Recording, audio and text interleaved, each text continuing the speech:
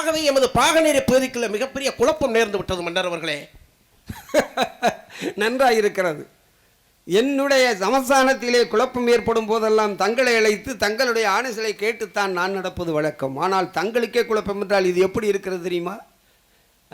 மக்களுக்கு ஒரு துயரம் என்றால் கடவுளிடம் முறையிடுவார்கள். கடவுளே கலங்கி நின்றால் யாரிடம் முறையிடுவது? அதுபோல் இருக்கிறது.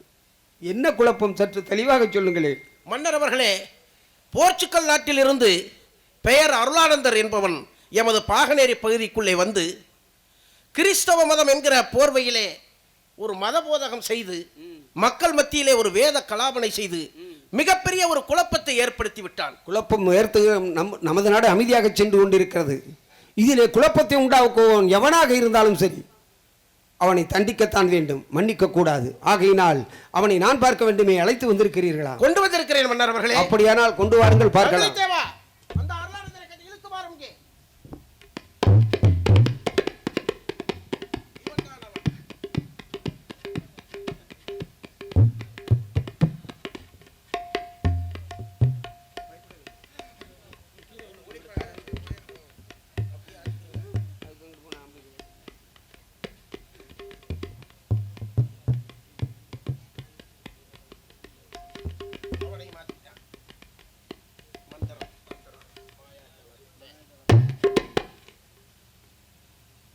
சங்கிலி தேவா, அவருடைய கை கட்டுகளை அவிழ்த்து விடு.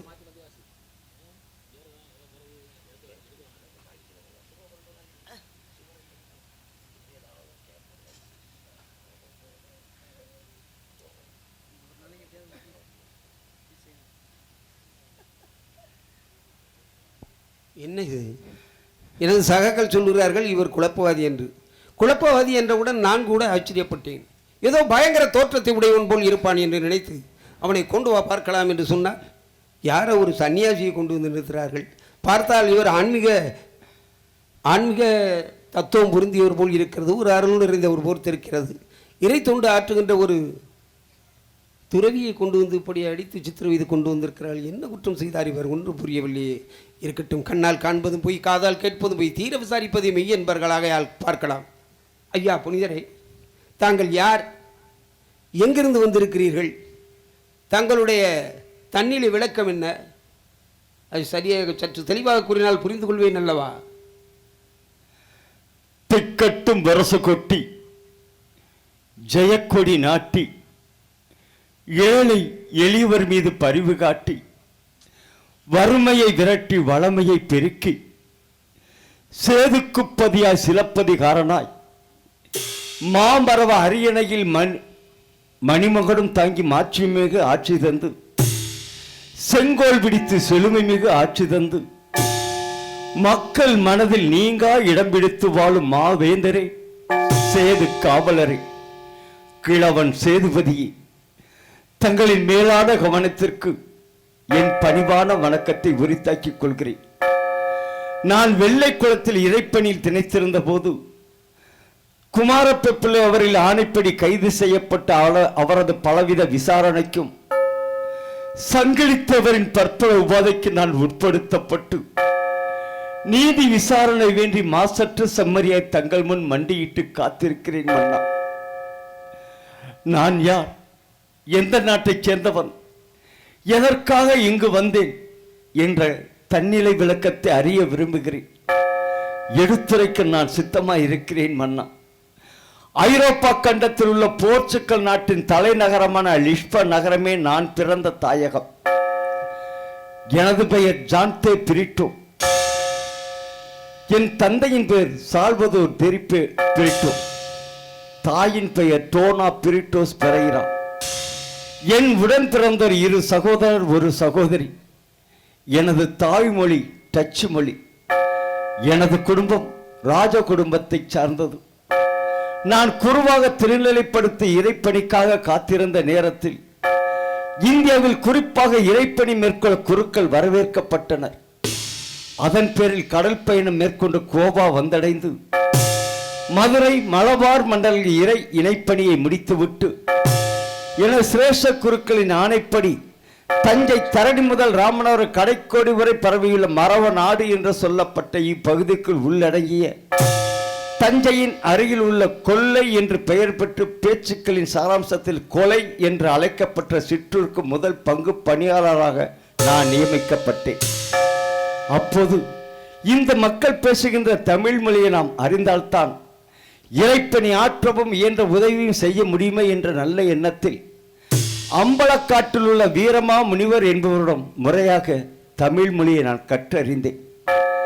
பிறகு என்னை இவர்கள் பெயர் சொல்லி அழைக்க ஏதுவாக என் பெயரை மொழி மாற்றம் செய்தேன். டச்சு மொழி எனக்கு வைத்த பெயர் ஜான்தே பிரிட்டோ. டச்சு மொழியில் ஜான் என்றால் தமிழ் மொழியில் அருள் என்பது அர்த்தம் காணப்பட்டது. டச்சு மொழியில் தே பிரிட்டோ என்றால் தமிழ் மொழியில் ஆனந்தம் என்பது அர்த்தம் காணப்பட்டது. ஜான்தே பிரிட்டோ என்னும் பெயரை அருள் ஆனந்தம் என்று மொழிபெயர்த்து அருளில் ஆனந்தம் கண்டவனாய் இறைப்பணி ஆற்றி வந்த போது இங்கு உள்ள இந்து மத தேவாலயங்கள் கெப்ப கிரகத்தில் நின்று இறைவனுக்கு ஊழியம் செய்வது அந்தனர் என்று சொல்லக்கூடிய ஐயர் என்னும் உயர்குலத்து மக்கள், அவர்களை பார்த்து பழகிய நம் மக்கள் என் உடல் தோற்றத்தையும் தனித்திறனையும் கண்ட இவர்கள் ஐயர் என்ற புனைப்பெயரை அருள் ஆனந்தம் என்ற என் பெயரோடு இணைத்து அருளானந்த ஐயர் என்று எல்லோராலும் நான் அழைக்கப்பட்டேன். திக்கட்டும் சென்று திருமறையை போதியுங்கள் என்று சொன்ன எம்பெருமான் இயேசுவின் ஆணைக்கு அடிபணிந்து சேர்ந்த நாடையே சொந்த நாடாக கருதி சந்தித்த இந்த மக்களையே என் உறவுகளாக உரித்தாக்கிக் கொண்டு மக்களின் இருளை அகற்றி அன்புலியை ஏற்றுவிக்க அயராது விளக்கும் இயேசு சபை அடியார் கூட்டத்தைச் சேர்ந்தவர்னா இறைவனுக்காகவே இருப்பதும் இறை பணிக்காகவே இயங்குவதும் எனது தலை சிறந்த குறிக்கோள். இதுவே எனது தன்னிலை விளக்கம் அண்ணா. ஐயா புனிதரே, சற்று ஓய்வெடுத்துக் கொள்ளுங்கள். காவலரே, ஒரு இருக்கை ஏற்பாடு செய்து கொடு.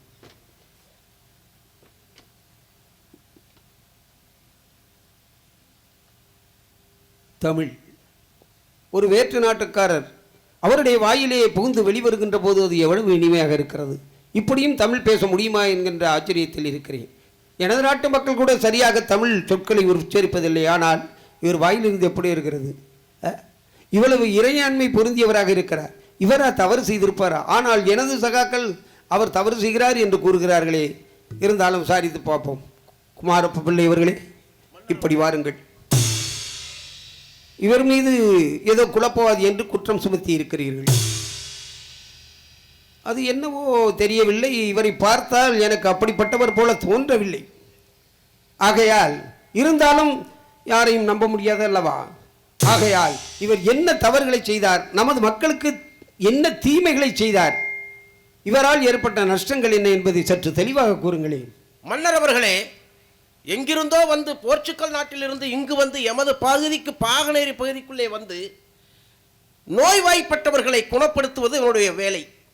கண் இல்லாதவனுக்கு கண் ஒளியை கொடுப்பதும், காது கேட்காதவனை காது கேட்க செய்வதும், வயிற்று வலிக்காரனை வயிற்று வலியை குணப்படுத்துவதும், கால் முடவனை நடக்க செய்வதும் ஆக இப்படியாக ஒரு நற்காரியங்களை செய்தார்.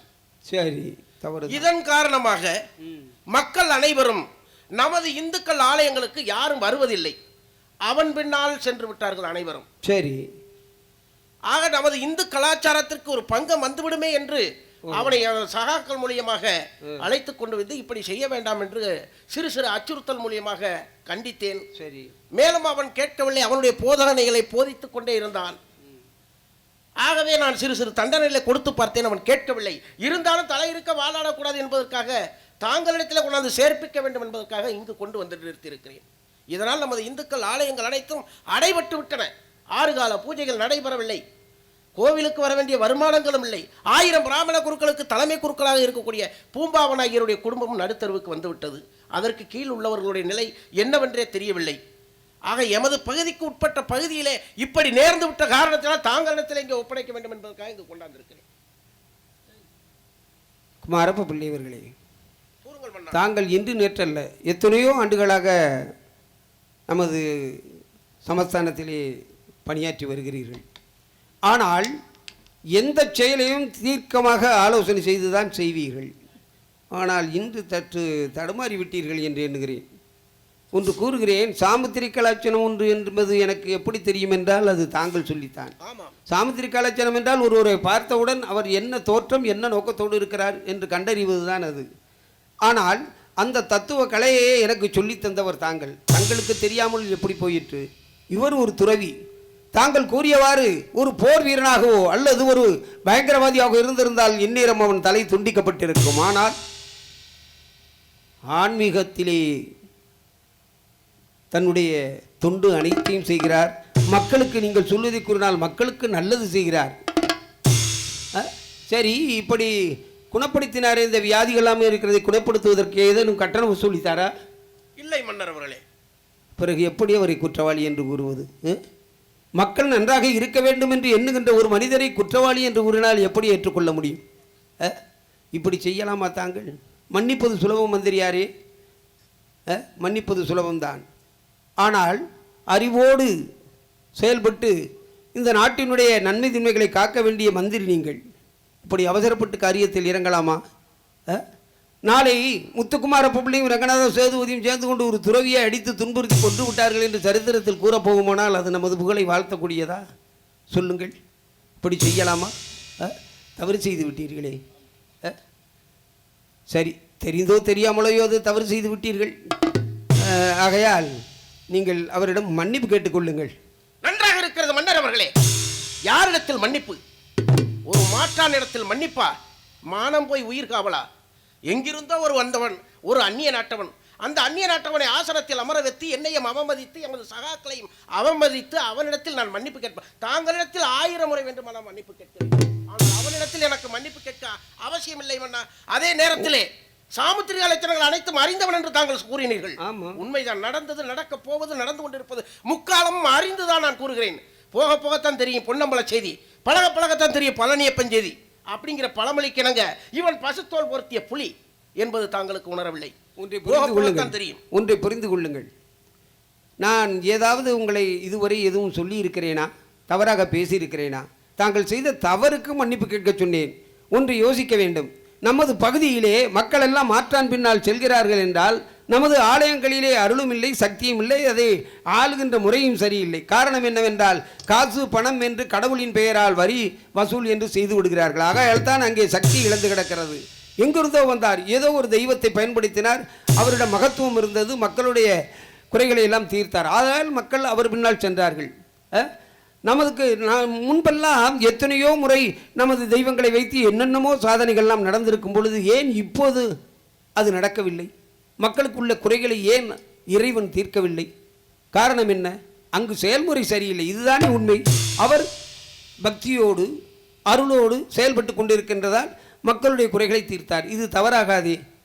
எங்கு இனிப்பு இருக்கிறதோ அங்குதானே எறும்பு செல்லும். அதனுடைய விளைவு என்ன? இந்துக்கள் ஆலயங்கள் அனைத்தும் அடைபட்டு விட்டன. அது தங்கள் ஆட்சியின் தவறு. ஆக இந்து மத கலாச்சாரத்துக்கு ஒரு பங்கம் விளைவித்து விடுமே என்பதற்காகத்தான் நான் அதற்கு முன்பே நீங்க இறைவனை ஆட்கொள்கின்றவர்களை, இறைவனுக்கு அந்த கடமைகளை செய்கிறவர்கள் சரியாக செய்கிறார்களா என்று ஆராய்ந்து பார்த்திருக்க வேண்டும். அது உங்கள் தவறு தானே. அப்படி இருக்க மாற்றான் ஒருவன் மீது இப்படி குற்றம் சுமத்தி கொண்டிருப்பது நியாயமாக தெரிகிறது. ஆகவே மீண்டும் சொல்கிறேன், நான் பேரரசர், நீங்கள் சிற்றரசர். ஆகையினாலே அவரிடம் மன்னிப்பு கேட்டு தான் ஆக வேண்டும். தாங்கள் தான் எனக்கு அந்த பதவியை கொடுத்தேன் என்பதற்காக அவரிடத்தில் மன்னிப்பு கேட்க சொல்கிறீர்களா? எங்கிருந்தோ வந்தவனை அவன் செய்வது எல்லாம் சரி என்று அவனை தூக்கி வைத்து பேசி நான் மன்னிப்பு கேட்க வேண்டுமா? நமது இந்து மத கலாச்சாரத்துக்கு மீண்டும் மீண்டும் பங்கம் வந்து விடுவனா? ஆகவே அவனிடத்தில் மன்னிப்பு கேட்பதை விட இந்த பதவி வேண்டாம், பட்டமும் வேண்டாம், உங்களுடைய ஆடை ஆபரணங்கள் எதுவுமே வேண்டாம். ஆனால் என்றாவது ஒரு நாள் இந்த பிள்ளையை பற்றி நீங்கள் நினைத்து பார்ப்பீர்கள். அன்றே சொன்னாரே நம்ம முத்து குமாரப்ப பிள்ளை, அப்பொழுது நாம் கேட்கவில்லை என்று ஒரு நேரம் மயங்குவீர்கள், நினைத்து பார்ப்பீர்கள். நான் வருகிறேன். உங்களுடைய பதவி வேண்டாமா? ஒரு நாட்டே வேண்டாம் என்று சொல்லிவிட்டு போகிறீர்கள். பதவியை இழந்தவர்கள் நிலையெல்லாம் எப்படி இருக்கிறது என்பது தெரியாது போல் இருக்கிறது. சரி, சங்கிலி தேவா, இப்படி வா. அவர் ஏதோ பதவி வேண்டாம் பட்டம் வேண்டாம் என்று கூறிவிட்டு போய்விட்டார். நல்ல ஆலோசகர், நல்ல ஒரு ராஜதந்திரம் தெரிந்தவர் தான், அரசு அலுவல்கள் அனைத்தும் புரிந்தவர். ஆனால் அவர் செய்த தவறை ஏற்றுக்கொள்ள முடியாது என்கிறார். ஆகையால் நீ அந்த தவறுக்கு மன்னிப்பு கேட்டுக்கொள். இந்த பாகனேரி பகுதியை உனக்கு முடிச்சுட்டி வைக்கிறேன். நீ மன்னனாக இரு. தாங்களிடத்தில் ஒரு தடவை இல்லை 1000 தடவை மன்னிப்பு கேட்கிறேன் மன்னா. என்னிடம் என்ன தவறு செய்தாய் நீ மன்னிப்பு கேட்க? இந்த ரங்கநாத சேதுபதிக்கு எல்லோரும் சமந்தான், யாரும் உயர்ந்தவன் தாழ்ந்தவன் என்ற பேதமில்லை. நீதியிலே மாறக்கூடாது. தவறு செய்தது அவரிடம், ஆகையால் அவரிடம் மன்னிப்பு கேட்க வேண்டுமே தவிர என்னிடம் கேட்டு பிரயோசனம் இல்லை. மன்னிப்பு கேட்டே ஆக வேண்டும்.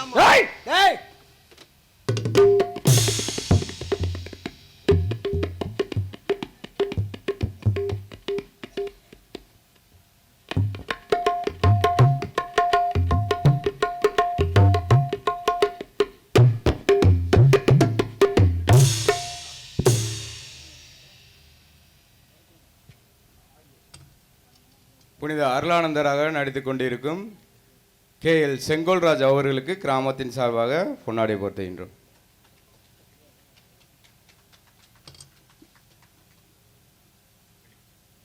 சங்கிலித்தேவனாக நடித்து கொண்டிருக்கும் பிலிப்பு சின்னப்பா அவர்களுக்கு கிராமத்தின் சார்பாக பொன்னாடை போர்த்தி மகிழ்விக்கின்றோம்.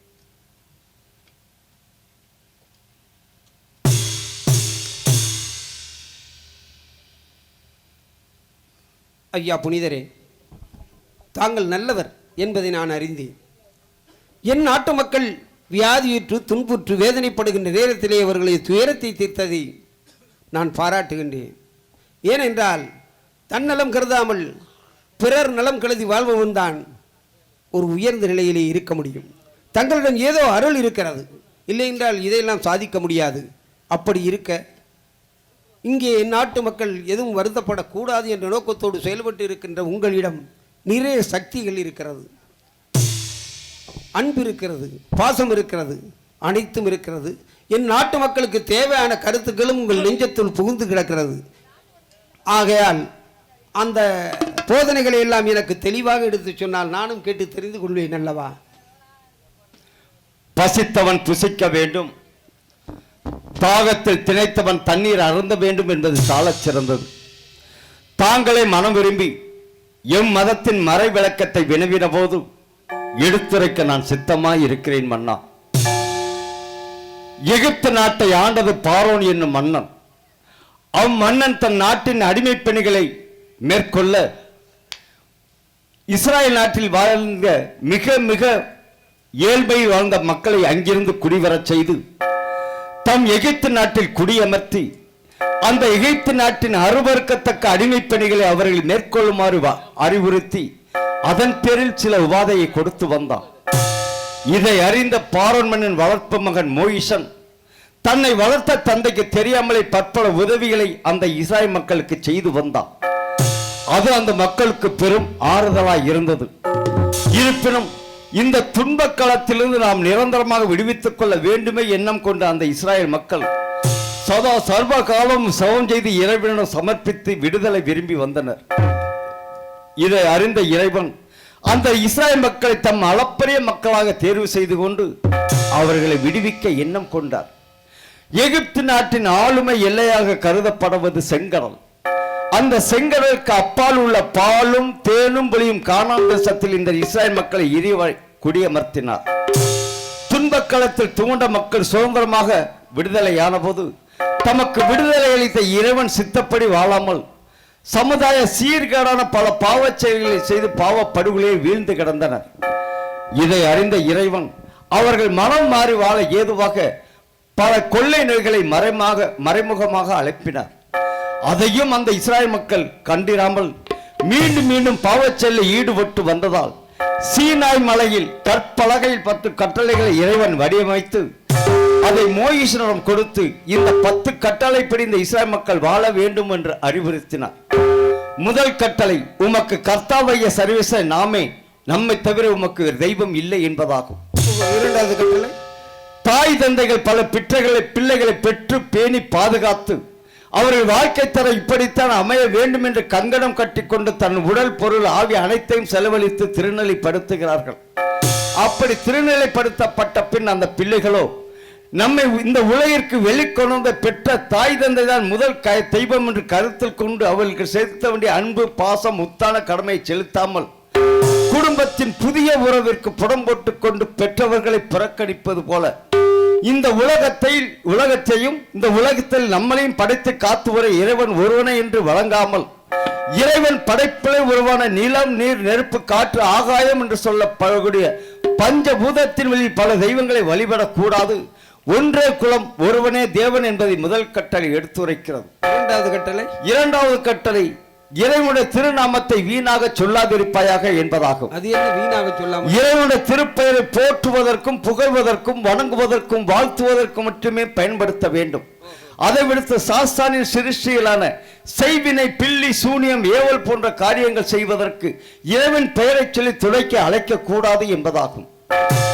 மூன்றாவது கட்டளை இறைவனுடைய திருநாட்களை அனுசரிக்க வேண்டும் என்பதாகும். இறைவனுடைய திருநாட்கள் என்பது இறைவனுடைய படைப்பு காலம் 7 நாட்கள். வாரத்தில் முதல் நாள் இறைவன் இருளிலிருந்து ஒளியை பிரித்தெடுத்தார். இருளுக்கு இரவென்றும் ஒளிக்கு பகல் என்றும் பெயரிட்டார். இரண்டாம் நாள் மேலிருந்து கீழ் வரையான வான விரிவில் குறுக்கே பிளவை உண்டாக்கி மேல் பகுதி ஆகாயம் என்றும் கீழ்ப்பகுதியை பூமி என்றும் படைத்தார். மூன்றாம் நாள் பூமி முழுவதும் பரவியிருந்த நீர்த்திரையில் 4/3 நீர் ஒன்று சேரவும் ஒருபுறம் காய்ந்த தரையும் தோன்றுமாறு செய்தார். அவ்வாறு ஒன்று சேர்ந்த நீர்த்திரளுக்கு கடல் என்றும் காய்ந்த தரைக்கு நிலம் என்றும் பெயரிட்டு அந்த நிலத்தில் தத்தம் இனத்தின்படி முளைக்கக்கூடிய புல், பூண்டு, செடி, கொடி, தாவரங்களை முளைக்கச் செய்தார். 4ஆம் நாள் பகலையாழ கொடிய சுடரும் சூரியனையும் இரவையாழ குளுமையான சுடரும் சந்திரனையும் படைத்து சூரியன் சந்திரன் இருவரை இந்த பூமி ஒருமுறை சுற்றி வந்தால் ஒரு நாள் என்று கணக்கிட்டு நேரத்தையும் நாளையும் கணக்கிட்டு வாழும்படி வழிவகை செய்தார். 5ஆம் நாள் ஈரறிவு ஜீவன்களை, 3 அறிவு ஜீவன்களை, 4 அறிவு ஜீவன்களை படைத்தார். 6ஆம் நாள் முற்பொழுது 5 அறிவு ஜீவன்களின், பிற்பொழுது 6 அறிவு ஜீவன்களை இறைவன் படைத்தார். ஓரறிவு ஜீவன் என்பது தொட்டால் மற்றும் உணரக்கூடிய புல், பூண்டு, செடி, கொடி, தாவரங்கள். ஈரறிவு ஜீவன் என்பது உடம்பால் உணர்வதும் கண்ணால் பார்ப்பதுமான நீர்வாழ் உயிரினங்கள். 3 அறிவு ஜீவன் என்பது கண்ணால் பார்ப்பதும் உடம்பால் உணர்வதும் நாவின் துணையோடு உண்பதுமான தரைவாழ் ஊர்வன போன்ற பிராணிகள். 4 அறிவு ஜீவன் என்பது கண்ணால் பார்ப்பது, காதால் கேட்பது, உடம்பால் உணர்வது, நாவின் துணையோடு உண்பது பறவை இனங்கள். 5 அறிவு ஜீவன் என்பது கண்ணால் பார்ப்பது, காதால் கேட்பது, உடம்பால் உணர்வது, நாவின் துணையோடு உண்பது, மூக்கால் நுகர்வது கால்நடை பிராணிகள். 6 அறிவு ஜீவன் என்பது இந்த 5 அறிவு ஜீவன் 5 அறிவுடன் பேசி பகிர்ந்து புரிந்து வாழக்கூடிய பகுத்தறிவைத்தான் மானிட பிறவி மனிதனுக்கு 6வது அறிவாக கொடுத்து படைத்தார். இறைவன் 7ஆம் நாள் படைத்த அனைத்தையும் உற்று நோக்கிறான். அனைத்தும் நலமாய் இருந்தை கண்டு பெருமிதம் கொண்டு இறைவன் ஓய்வெடுத்த நாளை இறைவனால் படைக்கப்பட்ட பரம்பொருள் அனைத்தும் ஆலயங்கள் சென்று வழிபடவும் எமது மத ஆச்சாரப்படி கூற வேண்டும் என்றால் ஞாயிற்றுக்கிழமையில் முழு திருப்பலி காண்பதும், கடல் திருநாட்களில் ஒரு சந்தை அனுசரிப்பதும், மத சடங்கு நாட்களில் முழுமையான சடங்கில் பங்கு கொள்ள வேண்டும் என்பதை வலியுறுத்துகிறது. 4வது கட்டளை தாய் தந்தை பேணி பாதுகாக்க வேண்டும் என்பதாகும். இறைவன் படைத்த ஓரறிவு, ஈரறிவு, 3 அறிவு, 4 அறிவு ஜீவன்களுக்கு ஆயுள் நிர்ணயம் செய்தபின் 5 அறிவு ஜீவனால் கால்நடை பிராணிகளை அழைத்து தலா 40 வயது என்று ஆயுள் நிர்ணயம் செய்தார். அப்பொழுது 6 அறிவு ஜீவனான மனிதனை இறைவன் ஆயுள் நிர்ணயம் செய்ய அழைக்கும் முன் 5 அறிவு ஜீவன்களுக்கு ஆயுள் நிர்ணயம் செய்தபோது கூட இருந்து கொண்டு எவனுக்கு எவ்வளவு காலம் இறைவன் ஆயுள் என்று முறையிட்டான். இறைவனும் ஒவ்வொரு அறிவு ஜீவனை தனித்தனி அழைத்து அதன் உடல்நிலை தகுதிக்கேற்றவரை ஆயுள் நிர்ணயம் செய்து கொண்டிருந்தேன். 6 அறிவு ஜீவனான உம்மை ஆயுள் நிர்ணயம் செய்ய அழைக்கும் முன் 5 அறிவு ஜீவன் ஊட இருந்ததால் உமக்கு 40 வயது என்று திருவாய் மொழிந்தார். மனிதன் போராடினான். நான் மானிட பிறவி, மனித பிறவி ஆள பிறந்தவன், எனக்கு ஆயுளை அதிகரித்துக் கொடு இரவா என்று மன்றாடினான். இறைவனும் கொடுத்ததுதான்.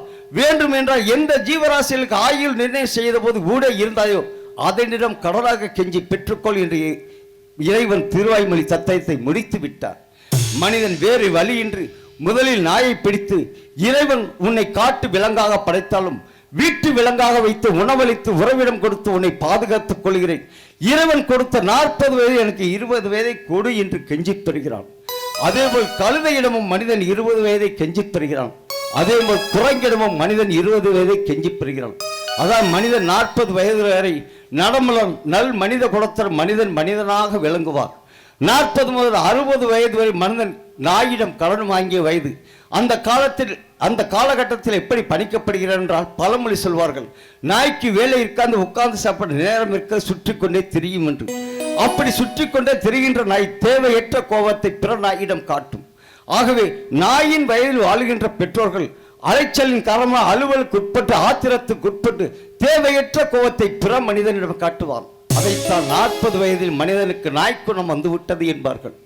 60 முதல் 80 வயது வரை மனிதன் கழுதையிடம் கடன் வாங்கிய வயது.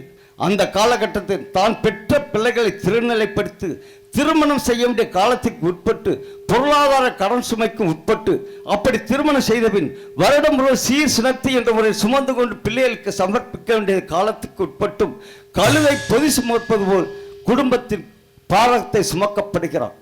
80 முதல் 100 வயது வரை மனிதன் குரங்கிடம் கடன் வாங்கிய வயது. அந்த காலகட்டத்தில் அவன் நாடி நரம்புகள் தளர்ந்து கூனி குறுகி கண் பார்வை குறைந்து குரங்கு உற்று நோக்க நெத்தியை ஏற்றிச் சுருக்கி பார்ப்பது போல் கண்ணாடி பார்வை பார்த்து ஒரு மாத சோற்றுக்கு இந்த மகன் வீட்டிலும் மறுமாத சோற்றுக்கு அந்த மகன் வீட்டிலும் நிர்பந்திக்கப்பட்டு குரங்கு கிளை நிலையில்லாமல் கிளை விட்டு கிளை தாவி வாழ்வது போல் பெற்றோர்கள் இடம்பெயர்ந்து வாழ பணிக்கப்படுகிறார்கள். ஆகவே 40 வயது உள்ள பெற்றோர்களுக்கு நலமார்ந்த பிள்ளைகளாகவும் நாயின் வயதில் வாழுகின்ற பெற்றோர்களை அவர்கள் வெளிப்படுத்துகின்ற கோபத்தை பொருள்படுத்தாமலும் கழுதையின் வயதில் வாழுகின்ற பெற்றோர்கள் குடும்பத்தை பாரத்தை சுமைக்கின்ற போது சேர்ந்து சுமக்கக்கூடிய சுமைதாகியாகவும் குரங்கின் வயதில் வாழ்கின்ற பெற்றோர்கள் ஓரிடத்தில் வைத்து உற்றாட கடமை ஆற்ற வேண்டும் என்பதை எடுத்துரைக்கிறது. இதைத்தான் மகன் தந்தை காட்டு உதவி இவன் தந்தை என்னோட்டான் கொள் எனும் சொல்லின்படி அமைந்துள்ளது. 5வது கட்டளை கொலை செய்யாதிருப்பாயாக என்பதாகும். இறைவன் மனிதனுக்கு கொடுத்தது 40 வயது, இரவல் வாங்கியது 60 வயது என்பது விதிப்பயன். ஆனால் இறையில் ஏற்பென்ற அகால மரணம் அனைத்ததை மதி மரணம் என்றுதான் கருத்தில் கொள்ள வேண்டும். உதாரணமாக ஒருவன் மதி நுட்பமின்றி மதுவுக்கு அடிமையாக வாகனத்தை இயக்குகின்ற போது அவன் விபத்துக்குள்ளாய் மரணம் அடைந்தால் நாம் சொல்லப்படுவது அவன் விதி அவ்வளவுதான் என்று. மதிநுட்பத்தை பயன்படுத்தி மதியின் மயக்கத்தால் இல்லாமல் அவன் சுதாரிப்பாக நல் மனித குணத்தோடு செயல்பட்டிருந்தால் நாம் சொல்லப்படுகின்ற விதி மரணம் மதியால் மாற்றப்பட்டிருக்கும். அப்படி அகால மரணத்தை சம்பவித்து அவனுடைய ஆத்மம் இறைவன் சன்னதிக்கு இளைப்பாற செல்கின்ற போது இறைவனோ அந்த ஆத்மத்திடம் நீ அகால மரணத்தை சம்பவித்து இங்கு வந்ததால் உமது ஆர்ப்பரிப்பு அமைதி காக்க வேண்டிய மோட்சராக்கினத்தில் அமைதியை கெடுத்துவிடும் என்று நிராகரிக்கப்படுகிறார். அந்த ஆத்மம் மீண்டும் மண்ணுலகம் வருகின்ற போது அவன் உடல் அழிக்கப்பட்ட நேரத்தில் வேறு எங்கும் செல்ல வழியில்லாமல் காற்றோடு காற்றாய் கலந்து சாத்தானாக உருவெடுத்து நலமுடன் வாழ வேண்டும் உடலில் புகுந்து கொண்டு அவர்களை வதைப்படுத்துகிறது. தாங்கள் பார்த்திருக்கலாம், நன்மரணத்தில் சம்பவிக்கின்ற மரணங்கள் என்றுமே சாத்தானாக உருவெடுப்பதில்லை. அவமரணத்தில் சம்பவிக்கின்ற மரணங்கள் தான் சாத்தானாக உருவெடுக்கும் என்பது மாற்றம் இல்லை. ஆகவே படைத்தல் காத்தல் அழித்தலுக்கு அதிவான இறைவன் செயலை மனிதன் செய்யக்கூடாது என்பதை எடுத்துரைக்கும் வகையில் அருள் அல்லது யாதனில் கொல்லாமை பொருள் அல்லது அவ்வுன் திணல் என்ற வார்த்தையின்படி அமைந்துள்ளது. 6வது கட்டளை மோகபாவம் செய்யாதிருப்பாயாக என்பதாகும். ஆண் பெண் இருபாலர் இடையிலும் பேச்சு வார்த்தைகள் ஆடை அணியங்கள் சரசங்கள் அனைத்து வரைமுறையோடு அமைய வேண்டும். ஏனென்றால் நல்ல பேச்சுக்கள் நல்ல சம்பவங்கள் நல்ல செய்கைகள் எத்தனை வந்த போதும் இந்த உள்ளமானது அவளை எளிதாக ஈர்த்து கொள்ளாது. தவறான பேச்சுகள் தவறான வார்த்தைகள் தவறான செயல் எத்தனை வந்ததும் அதை அனைத்து உள்ளத்தை ஈர்த்து கொண்டு அதை பலமுறை நினைத்து பிரதிபலிக்க செய்து தன் வரம்பு மீறி சிசுக்கொலை போன்ற சம்பவத்தை நிகழ்த்த நேரிடுகிறது. ஆகவே பூவாயி பிஞ்சாயி காயாயி கனியாக வேண்டிய வாழ்க்கை பெஞ்சிலை வெம்பி வீணடிக்கப்படுகிறது. ஆக மோகத்தின் பெயரால் பல பாவச் செயலை செய்யக்கூடாது என்பதை எடுத்துரைக்கும் வகையில் அக்காமை செல்வத்திற்கு யாதனில் வெட்காமை வேண்டும் பிறன் கைப்பொருள்படி அமைந்துள்ளது. 7வது கட்டளை களவு செய்யாதிருப்பாயாக என்பதாகும். திரைகளோடு இத்திரவியம் தேடு என்பார்கள். ஒருவன் கடல் கடந்த கடின உழைப்பில் செல்வங்களை திரட்டுகிறான் என்று வைத்துக் கொள்வோம். அவன் அந்த செல்வங்களை பார்க்கின்ற போது தான் பட்ட கஷ்டங்கள் எல்லாம் அங்கே மறையப்படுவோம். ஒருவன் கடின உழைப்பில் ஈட்டப்பட்ட செல்வத்தை ஒருவன் உடல் உழைப்பின்றி நட்பின் உடைய நயவஞ்சக எண்ணம் கொண்டு திருடி செல்கின்ற போது கடின உழைப்பில் செல்வத்தை ஈட்டப்படுவது என்று உள்ளம் படுகின்ற வேதனைக்கு அளவே இருக்காது. மேலும் எடுத்தவனுக்கு ஒரு மனது கொடுத்தவனுக்கு பல மனது என்ற கருத்து கிடங்க நல்ல உள்ளத்தையும் இவன் எடுத்திருப்பானோ அவன் எடுத்திருப்பான் கள்ளமாக என்று வீண் பிரச்சனை உருவாக நேரிடும். ஆகவே அடுத்தவன் பொருளை களவு செய்து தன் வசம் வைத்துக் கொள்ளக்கூடாது என்பதை எடுத்திருக்கும் உள்ளத்தால் உள்ளலும் தீதை பிறர் கள்ளத்தால் கல்வம் என்ற வார்த்தையின்படி அமைந்துள்ளது. 8வது கலை பொய் சாட்சி சொல்லாதிருப்பாயாக என்பதாகும். மனச்சாட்சியை தெய்வ சாட்சி என்பார்கள். ஒருவன் பல குற்றத்தை செய்துவிட்டு பொய் சாட்சி மூலம் நான் நிரபராது என்று விடுவித்துக் கொண்டாலும் அவன் செய்த தவறுக்கு ஒரு நாள் தண்டனை அனுபவித்த தீர வேண்டும் என்பது மாற்றமில்லை. பல குற்றவாளிகள் தப்பித்த போதும் ஒரு நிரபரை தண்டிக்க கூடாது என்பது இறைவன் நீதி. ஆகவே ஒருவன் செய்த குற்றத்திற்கு பொய் சாட்சி மூலம் அவன் நிரபராது என்று விடுவித்துக் கொண்டு ஒரு நிரபரை தண்டனைக்கு உட்படுகின்ற போது இறைவனின் தீர்ப்பாயத்தின்படி அவன் இறுதி காலத்தில் தவறு செய்தவன் ஒரு தண்டனை அனுபவித்தாலும் பொய் சாட்சவன் பல தண்டனை அனுபவிக்க நேரிடும். அப்பொழுது அவன் உள்ள சொல்வான், தன்னஞ்சை அறிவது பொய்யற்க, பொய்த்த பின் தன்னஞ்சை தன்னை சுடும் என்ற வார்த்தையில் அமைந்துள்ளது. 9வது கட்டளை பிறர் தாரத்தை விரும்பாதிருப்பாயாக என்பதாகும். இறைவன் படைக்கின்ற போது தம் சாயலாக மனிதனை படைத்தார். ஆனால் பெண்ணை படைக்க மறந்து விட்டார். அந்த படைப்பு கால ஒரு வாரத்தில் படைக்கவில்லை என்றால் மறு வழியில் தான் அதை உருவாக்க வேண்டும் என்ற எண்ணத்தில் அந்த ஆண்மகனான ஆதமுக்கு ஆழ்ந்த தூக்கம் வரச் செய்து அவன் விழா எலும்பை ஒன்றை எடுத்து சுவற்றை வைத்துதான் சித்திரம் தீட்ட முடியும் என்று சொல்லுக்கிணங்க அந்த விழா எலும்பை ஆதாரமாக வைத்து பெண்ணை உருவாக்கி அவனுக்கென்று இறைவன் படைக்கப்பட்டார். உன் ஆண்மகனுடைய விழா எலும்பிருந்தால் இறைவன் பெண்ணை உருவாக்கினார் என்பது நடைமுறையில் பல சாட்சியங்கள் நீங்கள் பார்த்திருக்கலாம். என்னது? தங்களது மத ஆச்சாரப்படி ஒரு ஆணும் பெண்ணும் இறந்து விட்டால் அடக்கம் செய்ய தேர் செய்வீர்கள் அல்லவா? ஆமாம். அதில் குறுக்க வைத்து கட்டப்படுகின்ற கம்புகளை எண்ணிப்பார்கள்.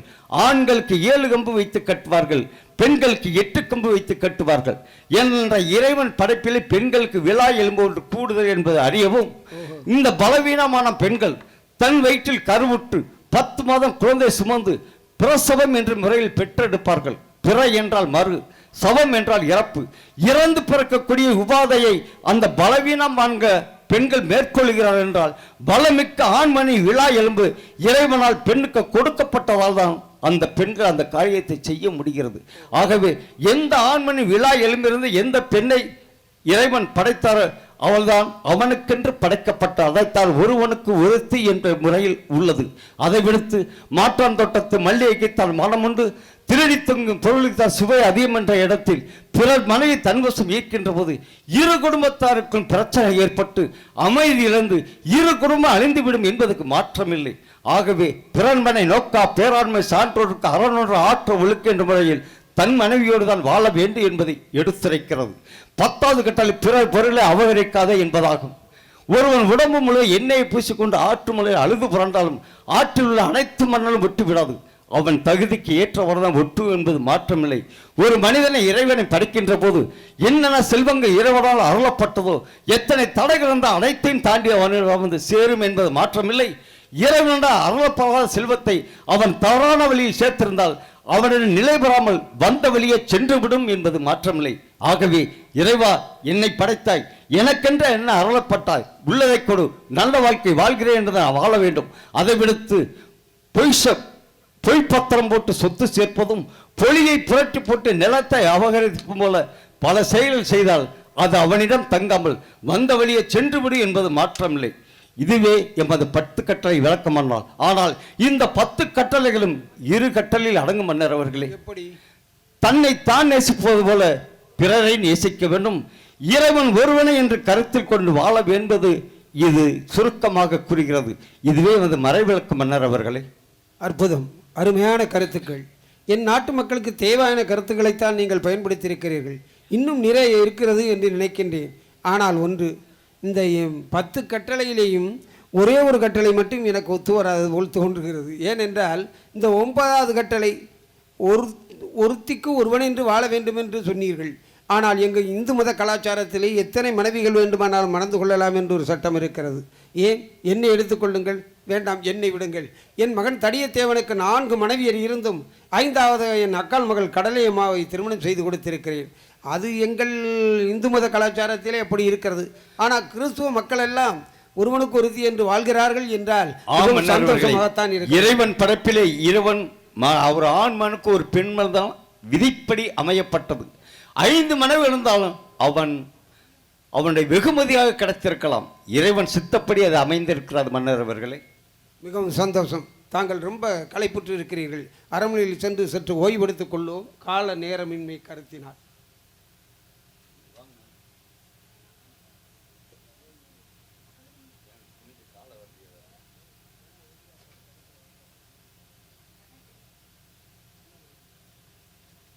எனக்கு வந்தது என்று தங்களுக்கு வந்தது.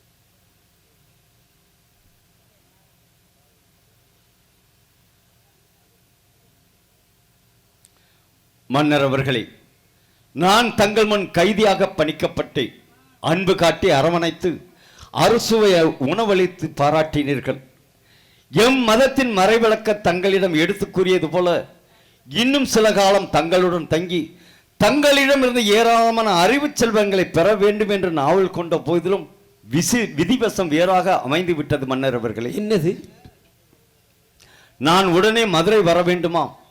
இறைப்பணி காரியமாக நான் பிறந்த தாயகம் போர்ச்சுக்கல் நாடு செல்ல வேண்டும் என்று மதுரையில் உள்ள என்னை சிரேஷ்ட குருக்கள் அவர்கள் எனக்கு கடிதம் அனுப்பியுள்ளார்கள் மன்னர் அவர்களே. சாகாக்கள் எல்லாம் சொன்னார்கள் தாங்கள் ஒரு குற்றவாளி என்று. ஆனால் தங்களுடைய தூய தன்மையை மனதிலே கொண்டேன். தாங்களும் அதுபோன்றுதான் இருக்கின்றீர்கள். ஒரு அன்பானவர் நமக்கு அகப்பட்டு கொண்டார் என்று எண்ணுகின்ற வேளையிலே உங்கள் மீது பாசம் காட்டி உற்ற நண்பனாக ஏற்றுக்கொண்டேன். தாங்கள் என் அரசவையிலே இருந்து நிறைய கருத்துக்களை எனக்கு தருவீர்கள் என்று நினைத்து கொண்டிருக்கிற நேரத்திலே இப்படி ஒரு பிரிவா? அதை தூக்கி போடுங்கள், வாருங்கள் அரண்மனைக்கு போவோம். மன்னர் அவர்களை மன்னிக்க வேண்டும். என்னை அரசாள்வதும் என்னை அரவணைப்பதும் நான் கட்டுப்படுவதும் என்னை சிரேஷ்ட குருக்கள் ஒருவருக்கே அந்த அதிகாரம் உண்டு. அவர்களுடைய உத்தரவை நான் எந்த சூழலில் மீற முடியாது மன்னர் அவர்களே. என்னை இப்படி சொல்லிவிட்டீர்கள். இப்பொழுதுதானே சந்தித்தோம், அதற்குள் பிரிவு என்ற ஒரு வார்த்தையை கூறுகிறீர்களே, என்னால் அதை ஏற்றுக்கொள்ள முடியவில்லை. இருந்தாலும் தாங்கள் தலைமையிடத்திற்கு தலைவணங்குகிறீர்கள், அதை மீற முடியாது என்றும் கூறுகிறீர்கள். ஆனால் சென்று வாருங்கள், மனவேதனையுடன் தான் சொல்கிறேன். ஏனென்றால் நல்லவர் நீங்கள். என் நாட்டு மக்களுக்கு எவ்வளவோ தொண்டுகளை செய்திருக்கிறேன். உங்களை பிரிய மனமில்லை. ஆனால் நீங்கள் போகத்தான் வேண்டும் என்கின்ற காரணத்தினாலே அனுப்பி வைக்கிறேன். ஆனால் மீண்டும் இந்த மண்ணுக்கு வர வேண்டும், வந்து என் நாட்டு மக்களுக்கு தேவையான நல்ல கருத்துக்களை எல்லாம் தாங்கள் சொல்ல வேண்டும் என்று கேட்டுக்கொண்டு உங்களை விட அனுப்பி வைக்கிறேன். வாருங்கள். விதிவசம் எப்படியோ இறைவன் சித்தப்படி உரிய நேரத்தில் நிறைவேறும் மன்னர் அவர்களே.